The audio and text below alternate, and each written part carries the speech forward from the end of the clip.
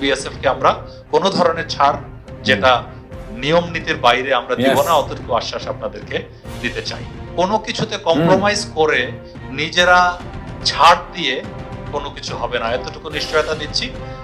মানে আপনি আপনাদের দেশের বর্ডার সিকিউরিটি ফোর্স, আমি আমাদের দেশের বর্ডার গার্ডিং ফোর্স, এখানে কেউ কারো চাইতে কোনো অংশে কম। एक्सीलेंट। हिंदुस्तान को हिंदुस्तानी लैंग्वेज में ही अब जवाब दिया जाएगा।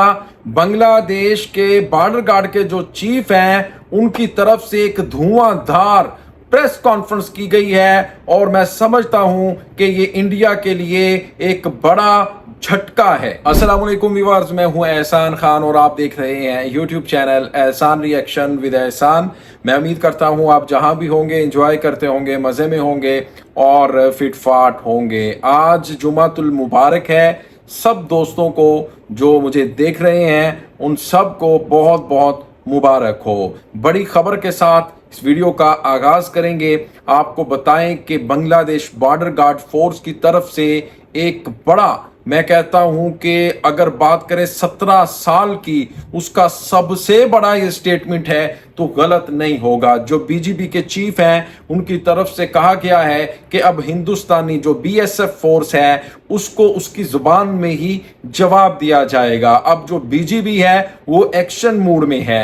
अब वो गुलामी वाले या फिर जी हुजूरी वाले या फिर सर झुकाकर चुप कर खामोश होने वाले मूड में नहीं है, क्योंकि इससे पहले आपको भी पता है कि बहुत सारे बांग्लादेशी जो फार्मर्स हैं उनको भी बॉर्डर के ऊपर स्मगलिंग का नाम देकर कत्ल कर दिया जाता था, सीधा फायर मार दिया जाता था।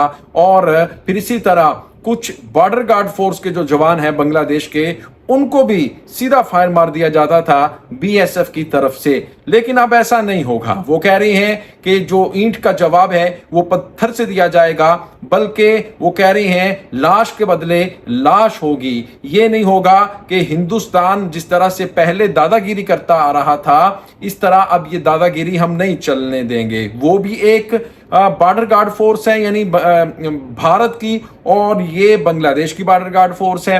हम भी अपने मुल्क की हिफाजत कर रहे हैं, उधर इंडियन भी कर रहे हैं। तो इसका मतलब ये हुआ दोनों के लिए, यानी बराबरी, इक्वल लेवल के, वो कह रहे हैं इक्वालिटी होनी चाहिए। तो फिर हम अपने मुल्क के लिए जो सुरक्षा कर सकेंगे हम करेंगे। हम सीधा फायर भी मारेंगे, हम लोगों को एंटर भी नहीं होने देंगे, हम जो रॉ के एजेंट हैं उनको भी पकड़ेंगे। यानी इस तरह से धुआंधार जो प्रेस कॉन्फ्रेंस है वो सामने आई है व्यूअर्स।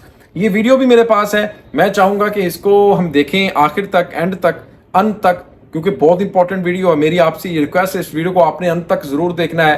बढ़ते हैं जी वीडियो तक। अगर अभी तक आपने हमारे यूट्यूब चैनल एहसान रिएक्शन को सब्सक्राइब नहीं किया तो चैनल को भी जनाब सब्सक्राइब कर लें और बेल आइकन भी प्रेस कर दें। 3, 2, 1 एंड क्यू। বিএসএফ কে আমরা কোনো ধরনের ছাড় যেটা নিয়ম নীতির বাইরে আমরা দিব না, অতটুকু আশ্বাস আপনাদেরকে দিতে চাই।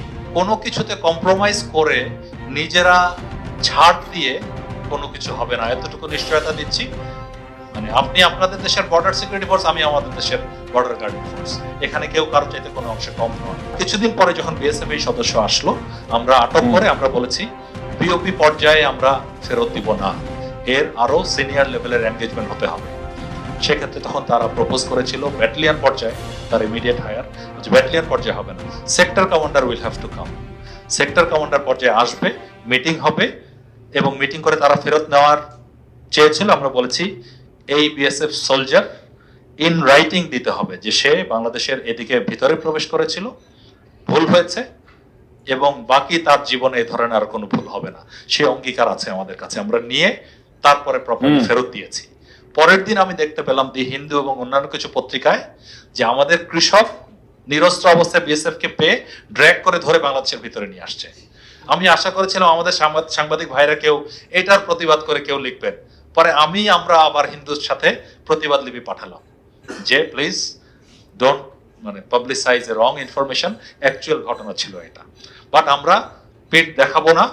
আগে যেটা করতে হতো বিএসএফ এর সাথে এই ধরনের ঘটনায় আমার অনেক দিকের ক্লিয়ারেন্স নিয়ে হয়তো একটু তারপর কাজ করা লাগতো। এখন আমি নিজ উদ্যোগেই ডাইরেক্টিভ যেটা পেয়েছি কাজ করতে পারছি। বাট অফিসিয়ালি পেশাদার একটা সম্পর্ক বিএসএফ এর সাথে বজায় রাখতে হবে, কারণ এটা দেশের সীমান্তের নিরাপত্তার বিষয়টুকু আছে, সেটি আমরা বজায় রাখার সর্বোচ্চ চেষ্টা করছি এবং কোনো কিছুতে কম্প্রোমাইজ করে নিজেরা ছাড় দিয়ে কোনো কিছু হবে না, এতটুকু নিশ্চয়তা দিচ্ছি।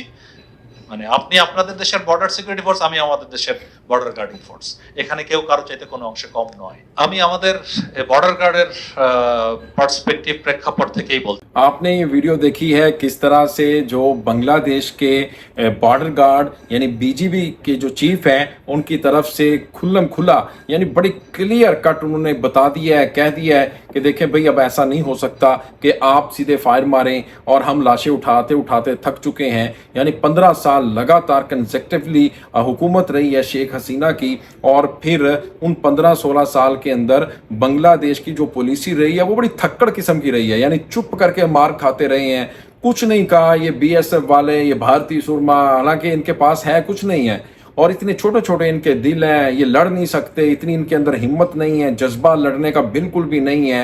आप इनके पास थोड़ा पास जाकर फायरिंग कर दें, ये वैसे बेहोश हो जाएंगे। यानी ये हिंदुस्तानी जो बॉर्डर गार्ड फोर्स के जो जवान हैं इतने बुज़दिल हैं, और असल में इनको शेर जो बनाया है वो शेख हसीना ने बनाया। शेख हसीना ने कैसे बनाया वो आप सब समझदार हैं, क्योंकि वो एक पपट थी मोदी की। अब आजकल वो भारत में ही बैठी हुई हैं, यानी जो हिंदुस्तान कहता रहा है वो बांग्लादेश में शेख हसीना करती रही हैं।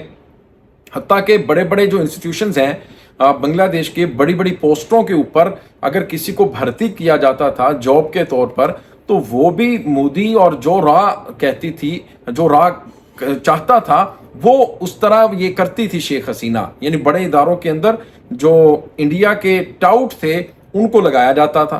तो इस तरह से तो मेरे ख्याल में नाइंसाफ़ी की गई है। अब जब एक आज़ाद हुकूमत आई है, जब स्टूडेंट्स ने एक इनकलाब बर्पा किया और शेख हसीना की छुट्टी करवाई, उसके बाद अब देखें इनकी फॉरेन जो पॉलिसी है उसमें भी चेंज आ गया है। इनकी चाहे बीजीबी है, चाहे कोई भी फोर्स है, चाहे आर्मी है, उन सब के अंदर एक बहुत बड़ा चेंज देखने को मिला है।